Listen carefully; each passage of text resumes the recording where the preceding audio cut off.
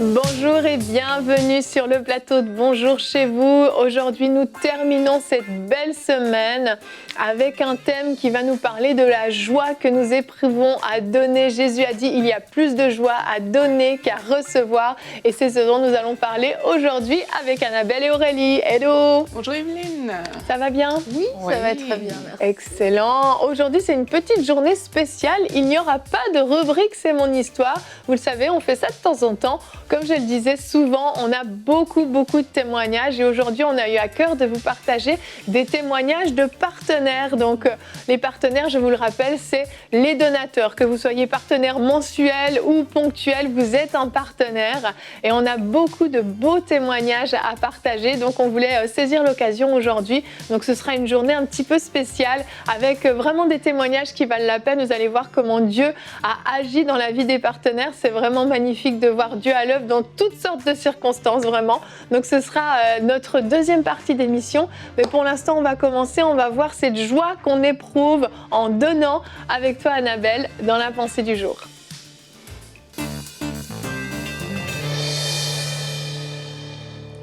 Aujourd'hui, je veux nous encourager à être généreux avec nos finances.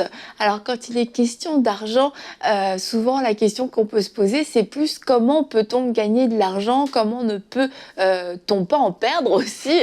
Mais j'aimerais aujourd'hui qu'on puisse se poser la question, comment est-ce que je peux être généreux avec mes finances? Comment est-ce que je peux donner?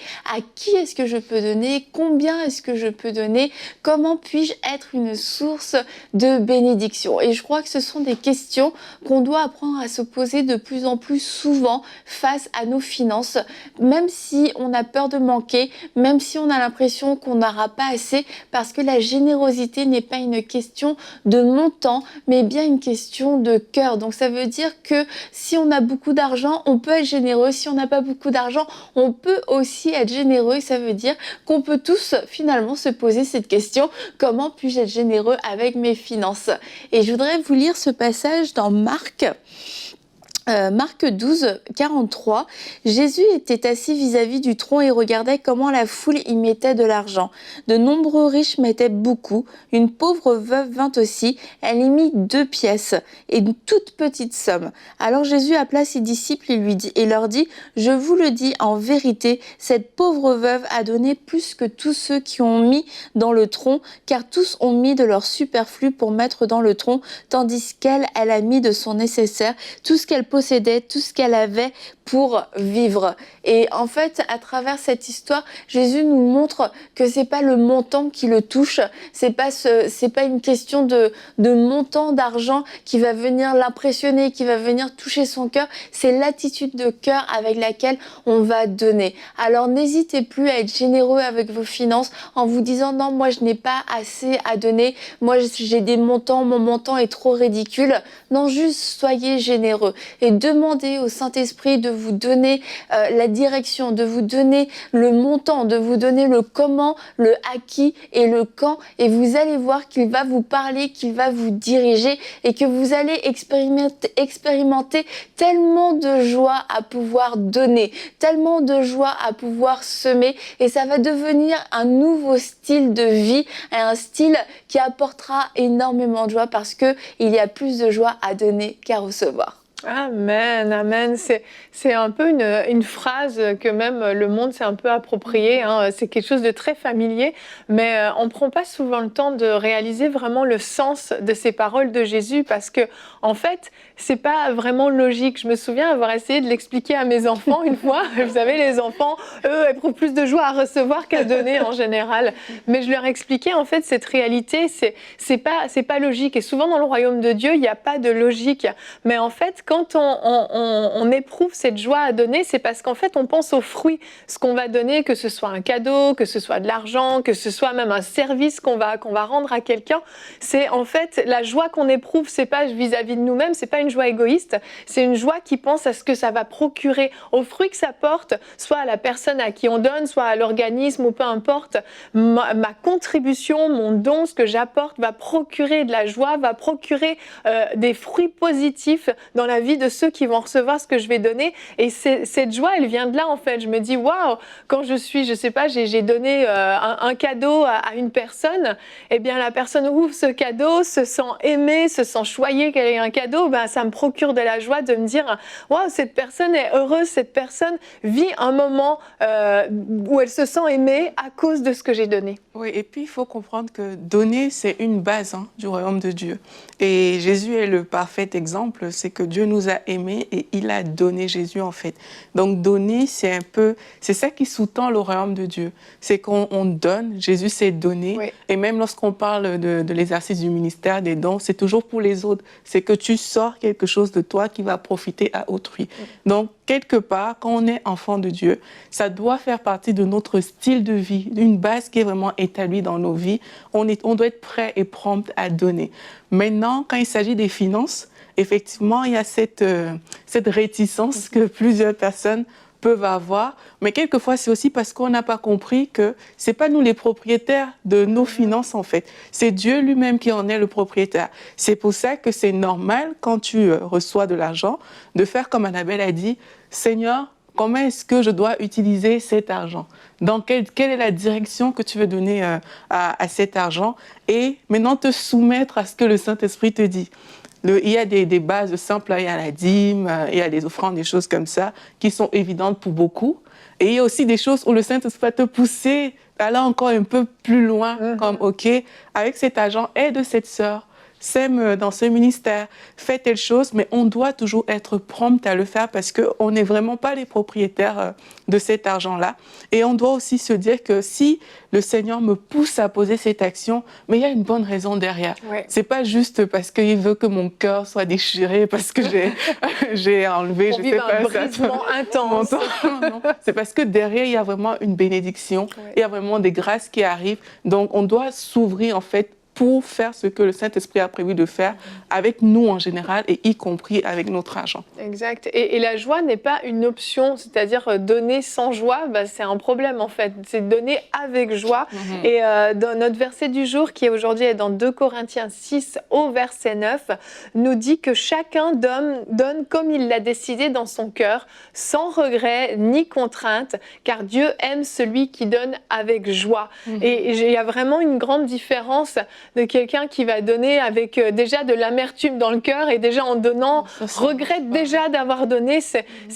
La joie ne sera pas ressentie. Ce principe de il y a plus de joie à donner qu'à recevoir ne sera pas manifesté. Mais en fait, on donne déjà avec joie, on le fait de bon cœur et oui, sans contrainte. On ne peut pas nous obliger à donner. Donner, c'est toujours un acte volontaire qu'on décide vraiment nous-mêmes en fait. Mais ce que j'aime dans ce verset, c'est qu'en fait, ça ne dit pas si on doit donner ou pas. C'est comme un fait établi qu'on donne. Ça fait partie. Mais ça fait, et tu dois le décider dans ton cœur. Mais ça fait partie de la vie du croyant, en fait. De donner maintenant. Dieu met un cadre pour qu'on sache donner de la bonne façon, qu'on sache donner hors de la manipulation, hors de la convoitise, etc.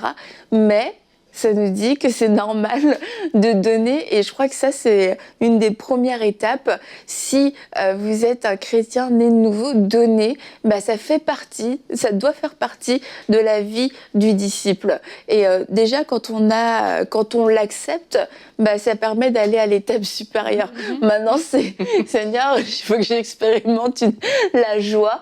Et je crois que pour expérimenter la joie, tu parlais de tes enfants tout à l'heure, faut tout simplement le faire une première fois. Et moi, j'ai déjà vu tes enfants donner et je les ai vus compter leur argent, être très contents d'avoir de l'argent, mais je les ai vus aussi donner des cadeaux, Sophia donner tout son argent et être très contente de le faire. Et il y a des choses, on peut juste pas le comprendre, c'est vrai intellectuellement, mais quand on le fait, c'est là où on l'expérimente. Et ça fait partie, je crois, des choses qu'on doit expérimenter pour pouvoir le comprendre. Mais si on a besoin de le comprendre pour le faire, ça risque d'être une roue sans fin, en fait. C'est sûr, surtout que le verset dit comme il a décidé dans son cœur. Ça veut dire que ton cœur doit le décider. Donc, nous tous qui sommes là, on doit décider déjà. C'est une base, je donne. Ouais. Maintenant, après, on va voir quoi, comment. Mais la base, c'est je donne. Moi, je me rappelle comment on m'a enseigné à gérer mon argent. Comme je vous ai dit, on m'a appris beaucoup de choses à l'église. Et le pasteur a fait un tableau. Et il y avait une partie où c'était don. Mais c'est une partie qui est comme ça, un pourcentage que tu sors de tes finances qui s'appelle don. Et moi, je continue à le faire jusqu'à aujourd'hui. Il y a une partie, c'est don. Je ne sais même pas encore à qui je vais le donner. Mais tu le mets déjà de côté, tu le prépares. Donc, pour ceux peut-être qui reçoivent l'argent chaque mois, il y a cette partie-là qui est à part. Mais ça faisait partie d'un enseignement logique, en fait, que j'ai eu. Maintenant, c'est comme dans le cœur est déjà prêt, en fait. Maintenant, la façon de le faire, c'est là où, comme Annabelle disait, le Saint-Esprit va te conduire. Et quand le Saint-Esprit te conduit, la tristesse ne peut pas faire partie de l'équation, c'est impossible. Il y a toujours quelque chose qui va se passer qui fait que non seulement tu es content d'apporter cette offrande-là, mais en plus il y a une expectative, il y a quelque chose de bon qui suit en fait, qui est derrière. Et quand tu vois le produit, mais c'est extraordinaire en fait. Tu vois comment avec, je te racontais hier, Annabelle, comment j'ai reçu un don qui a décanté plusieurs situations dans ma vie. La personne ne savait pas du tout ce que je vivais, mais ce don a été une source de bénédiction pour moi. Ça m'a ouvert beaucoup de portes d'ailleurs. Et quelquefois, on ne sait pas souvent pourquoi Dieu nous fait faire certaines choses, mais derrière, il y a des bénédictions. Derrière, il y a des choses fortes. Donc, ne négligeons pas ces choses-là. Notre cœur doit être, pour ceux qui nous écoutent aujourd'hui, dites maintenant, je donne. Après, comment, on va voir, mais je donne, c'est une décision de notre cœur. Et j'en éprouve de la joie. Voilà, amen. Vous savez, on est dans une campagne de dons aujourd'hui, les 3500 €. Et le premier jour de la sortie de la campagne, je suis allée lire les commentaires de ceux qui étaient devenus des héros.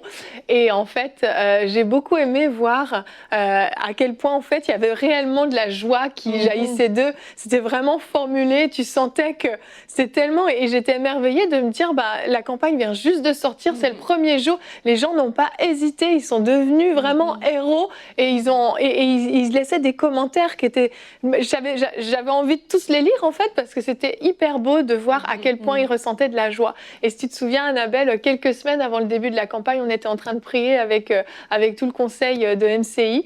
Et puis, tu priais vraiment pour que les gens éprouvent de la joie. Et moi, je voyais les gens bondir de leur canapé à l'idée de pouvoir devenir ces héros, à l'idée de pouvoir donner. Et c'est tellement notre prière que vous puissiez, à chaque fois que vous semez dans notre œuvre, dans l'œuvre de Dieu, en fait, que vous puissiez expérimenter vraiment cette joie surnaturelle qui, oui, elle n'est pas logique, elle n'est pas humaine, parce que l'être humain est plutôt égoïste par défaut et éprouve de la joie quand ça lui revient. Mais vraiment, on espère que vous pouvez, à chaque fois que vous semez, que ce soit à votre église locale, que ce soit chez vos frères et vos sœurs, que ce soit à EMCI, que vous éprouviez une grande joie, parce que je crois vraiment que le Seigneur, ça réjouit son cœur aussi de voir des gens qui donnent avec joie. Et on a fait un petit sondage sur notre chaîne et j'étais contente vraiment de voir le résultat. C'était un sondage en lien avec EMCI, donc c'est sur notre chaîne YouTube dans l'onglet Communauté, je vous le rappelle, si vous voulez participer au sondage. Et la question était: en quoi EMCI TV vous aide dans votre vie chrétienne ?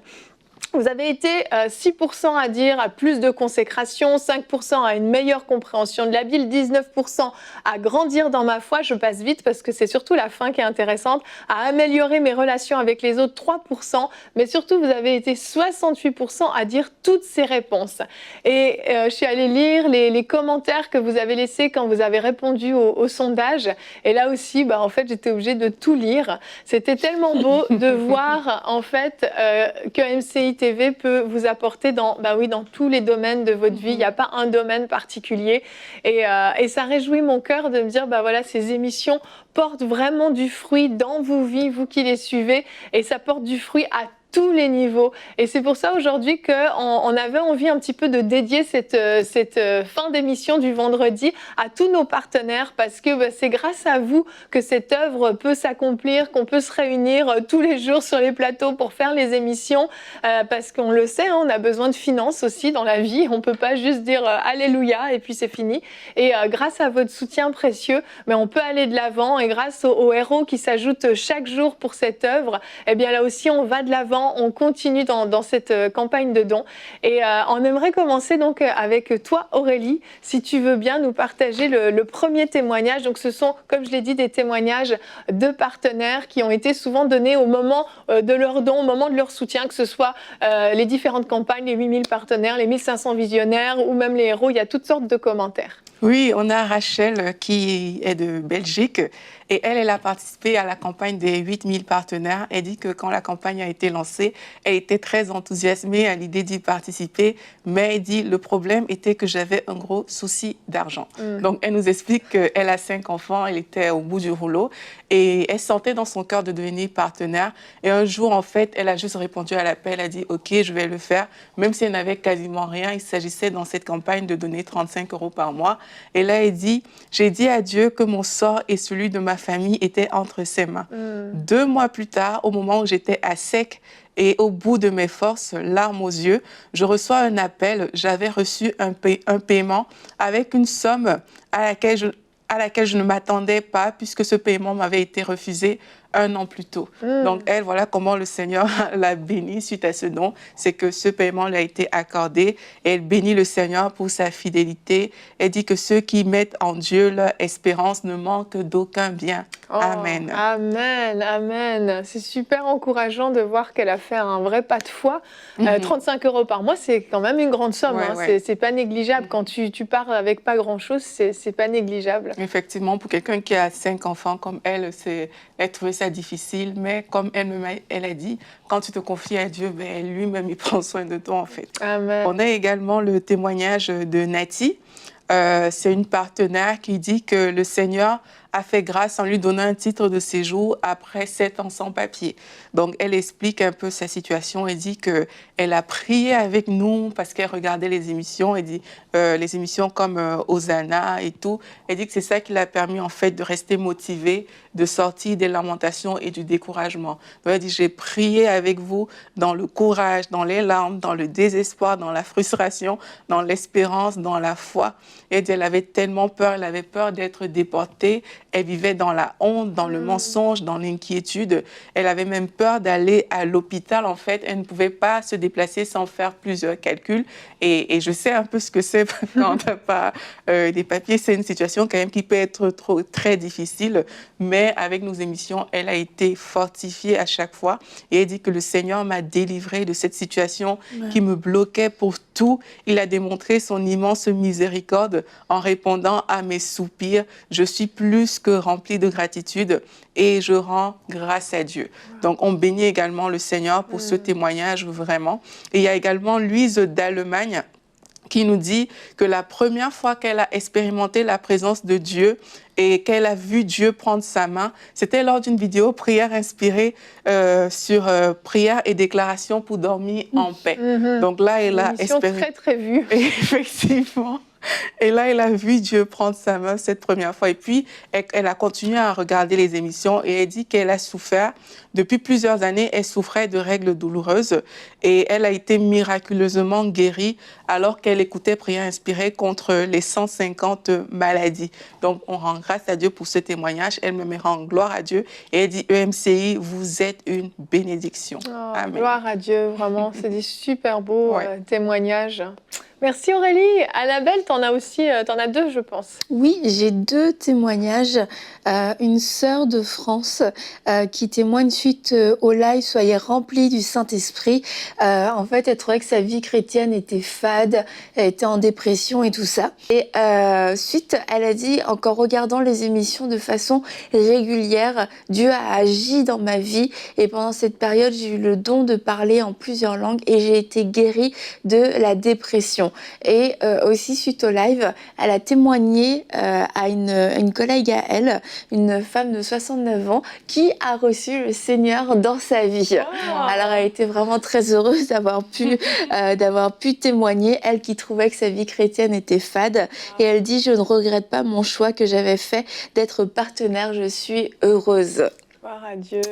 Un autre témoignage aussi de Flavien qui, suite au décès de son père et la séparation avec sa femme, est tombé dans une profonde dépression, point où il a fait plusieurs tentatives de suicide. Et il nous dit, un jour je me suis mis à regarder les émissions de prière inspirées. Au début je regardais sans trop de conviction, jusqu'au jour où j'ai visionné la série Dans la présence de Dieu. Et là j'ai senti le Saint-Esprit m'envahir. Je sentais que je vivais une nouvelle relation avec Dieu. Maintenant, je sais ce que ça veut dire d'être rempli du Saint-Esprit. Les instrumentaux me font tellement de bien que je ne cesse de les écouter en boucle. Merci, car grâce à vos émissions, j'ai retrouvé goût à la vie et surtout, je me suis reconnectée au Seigneur. Ah, c'est magnifique. Wow. Et puis, il dit aussi, même si je ne vous connais pas, je vous aime. Oh. C'est tellement beau, c'est vraiment des très très belles histoires. Nous, on est là sur le plateau, on fait nos émissions jour après jour, mais on vous voit pas, on voit pas les fruits concrètement, et vos témoignages rendent concret aussi nos prières. À chaque fois, avant les émissions, on prie, on s'attend à des fruits, on s'attend à ce que Dieu intervienne et on veut que le Saint-Esprit soit au contrôle. Puis on voit que Dieu exauce nos prières parce qu'il y a vraiment des vies transformées. Bon, à mon tour de vous partager quelques témoignages. Je vais garder celui-là pour la fin, je l'aime vraiment beaucoup. Le meilleur pour la fin, on dit toujours. Hein. Le premier, c'est celui de Florine. Et en fait, elle nous dit qu'elle était en convalescence longue depuis Noël. Et c'est là qu'elle a découvert notre chaîne. Elle vivait plus sa foi depuis plusieurs années. Elle était découragée par plusieurs épreuves de la vie. Et puis elle dit, cette convalescence m'a permis de vous connaître. Depuis, je regarde tous les jours Bonjour chez vous. Donc bonjour Florine, puisque tu nous regardes tous les jours. Elle dit, ça me fait un bien fou. Votre bonne humeur, votre bienveillance, votre foi m'ont aidée. J'ai pu m'adresser de nouveau à Dieu, réaliser à nouveau qu'il m'aime et qu'il ne m'avait pas laissé tout ce temps. Amen, Dieu est fidèle. Elle dit, j'ai retrouvé confiance en lui, j'ai saisi la main qu'il me tendait et j'ai pu me ressaisir mon identité en Christ. Bref, je suis de nouveau disciple du Seigneur et on est tellement contents. Et vous avez participé à cette remontée de pente que je dévalais depuis 5 ans. Donc vraiment, gloire à Dieu. Puis elle a choisi de devenir partenaire également. C'est super beau parce que 5 ans loin du Seigneur, ça aurait pu durer longtemps. Mais Dieu est venu la chercher. Donc on se réjouit vraiment. Et puis le dernier que je voulais vous partager, c'est celui de Simon et de son épouse. C'est un petit peu plus long, mais c'est une très très belle histoire. En fait, Simon, j'ai perdu l'autre bout, je pense, voilà. Simon et son épouse, ils voulaient faire partie des 1500 visionnaires. Donc, c'est une campagne qui a eu lieu il y a plusieurs années maintenant. Et c'était un don de 1 000 €, tout comme dans cette campagne actuelle des 3500 €. Et en fait, donc, ils voulaient faire partie des visionnaires, mais ils n'avaient pas suffisamment d'argent.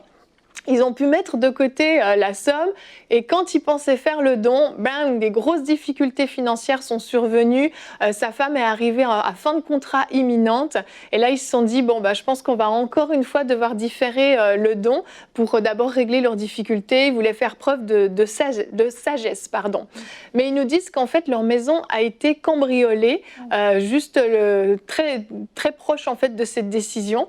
Donc ils ont bien sûr eu le choc du cambriolage, etc. etc. Ils se sont fait voler plusieurs choses, dont un iPad, 2 vieux téléphones et puis un petit peu d'argent. Et là, ils se sont dit, c'est sur l'enveloppe dans laquelle, parce qu'ils avaient préparé leur argent dans une enveloppe et elle était posée bien en vue dans la maison. Et ils se sont dit, c'est sûr, le voleur a pris l'enveloppe. Et il nous dit, quelle n'a pas été notre surprise de constater que l'enveloppe était tranquillement à sa place, bien en évidence. Il ne pouvait pas l'avoir loupée. Wow. À ce moment, je me suis dit que si l'argent est toujours à sa place, c'est qu'il s'agit vraiment du don pour EMC. Il avait besoin d'une confirmation. Et effectivement, les 1 000 € étaient bel et bien là, pas un sou de moins. Nous avons loué Dieu, pardonné cette personne, nous avons proclamé qu'elle ne pourrait pas garder l'iPad et qu'elle devrait le ramener. Nous avons résolu de faire le don au plus vite. Et ils sont allés voir la police, les assurances, il n'y avait pas des points très très positifs. En gros, on ne peut rien faire pour vous. Mais il nous dit, mais Dieu a mis le sceau à sa fidélité. Et là, il cite Frank Poulain. Il dit, comme dirait Frank, Dieu s'en fait pour le mal de tête comme pour le cancer. Il veut le bien de ses enfants et c'est tout. Alors, quelle n'a pas été notre joie quand ce matin, dans la boîte aux lettres, nous avons constaté le retour de notre iPad. C'est quand même extraordinaire, je trouve. Et donc, il finit en disant, c'est donc avec une grande joie, et j'aime le mot joie, car que nous voulons soutenir l'avancée et la proclamation de la parole de Dieu. Un super beau témoignage et le clin d'œil de Dieu qui le rend jusqu'à l'iPad. Je trouve ça super beau. Et c'était un montant de 1 000 €, comme je le disais, comme actuellement dans la campagne dans laquelle nous sommes. Vous le savez, les 3 500 € pour terminer la construction du centre MCI et puis financer également l'aménagement intérieur. Ça fait plusieurs semaines qu'on vous en parle et on voulait encore donner l'opportunité à ceux qui n'auraient peut-être pas encore entendu parler de cette campagne ou ceux qui hésitent encore de pouvoir faire partie de ces héros. Vous pouvez donner en une fois ou en plusieurs fois, ça c'est vraiment votre décision. Mais on voulait, comme ces partenaires, vous donner cette opportunité parce qu'il y en a plusieurs en fait qui peuvent hésiter. Ça fait peut-être là quelques semaines que vous voyez la vidéo de la campagne et puis vous êtes tiraillés à l'intérieur. Mais notre prière, c'est que vous puissiez expérimenter une grande joie, une grande paix au moment où vous allez faire ce don et puis que vous allez pouvoir devenir ces héros et contribuer à l'avancement, oui, comme le disait ce frère Serge, à l'avancement de la proclamation de la parole de Dieu, comme tous ceux qui jusqu'à présent ont sauté le pas. Et je voulais, les filles, si vous voulez bien, qu'on puisse prier pour nos partenaires en terminant cette émission, comme elle vous est un petit peu dédiée. Aurélie, si tu veux bien nous conduire dans un temps de prière pour eux. D'accord.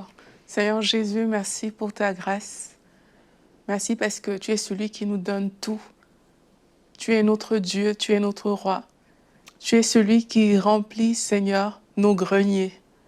Merci, Seigneur, parce que lorsque nous avons manqué, toi, tu as toujours été présent. Tu as pourvu aux besoins de toutes ces personnes. Nous lisons ces témoignages et nous voyons ta bonté, nous voyons ta fidélité.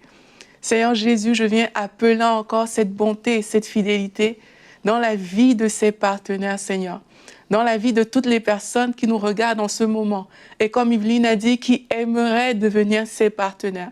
Seigneur, que ta grâce les accompagne, que ta bonté les accompagne. Je prie afin qu'ils vivent cette joie vraiment dans leur cœur, la joie qui permet d'apporter, la joie qui permet de donner, mais avec vie, Seigneur. Merci Seigneur Jésus pour tout ce que tu ne cesses de faire dans la vie de ces personnes. Et je prie mon Dieu, afin que comme tu as dit dans ta parole, alors qu'ils s'aiment, alors qu'ils donnent, Père éternel, toi tu remplis davantage Seigneur. Tu donnes encore, Père éternel. Merci pour les vies que tu transformes. Merci pour toutes ces personnes, Seigneur Jésus, que tu touches maintenant, pour qu'elles aussi deviennent des héros, Seigneur. Merci Père éternel pour ta bonté qui se manifeste dans la vie de tous les semeurs, et merci parce que c'est toi qui donnes cette semence. Nous te bénissons, Seigneur Jésus-Christ, et nous t'aimons. Amen. Amen, amen. Que le Seigneur vous bénisse, qu'il bénisse tous ceux et celles qui sont déjà devenus ces héros, ces héroïnes. Nous bénissons le Seigneur pour vos vies. Merci pour votre fidélité. Merci de croire encore dans cette œuvre et de croire qu'elle va encore aller plus loin, aller de l'avant. Que le Seigneur vraiment pourvoie toujours à vos besoins, qu'il vous fortifie dans vos corps, dans vos âmes. Nous vous aimons et on va se retrouver la semaine prochaine. Ce sera encore une grande joie pour nous d'être avec vous, de pouvoir vous servir au travers de l'émission Bonjour chez vous. Je vous souhaite un très très bon week-end. Soyez bénis, à la semaine prochaine.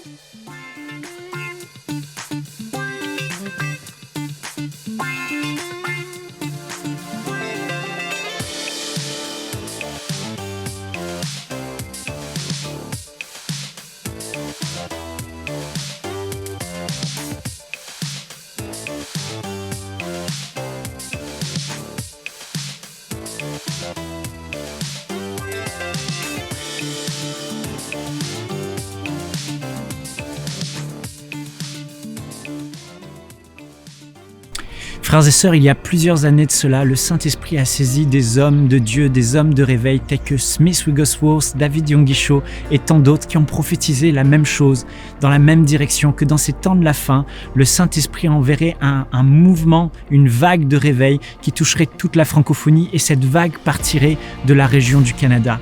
Là où je me tiens actuellement au Québec, au Canada, devant le centre EMCI en construction, je sens depuis plusieurs semaines l'Esprit de Dieu me pousser en prière et je viens régulièrement le soir ici et je prie de tout mon cœur pour que ces prophéties s'accomplissent et je crois humblement, frères et sœurs, que EMCI TV fait partie de ces structures, de ces organisations que Dieu va utiliser pour ce grand réveil qu'il a prophétisé dans la fin des temps. Et je suis encouragé, soyons encouragés pour nous tous qui nous levons pour les 3500 € qui se lèvent pour la construction du centre EMCI, car je crois que Dieu va faire de grandes choses à travers cette œuvre et à travers nous. Que Dieu vous bénisse encore. Dès maintenant, donnons pour achever la construction et équiper le centre EMCI. Pour faire votre don, rendez-vous sur emcitv.com/3500. Vous pouvez donner en une seule fois ou en plusieurs mensualités.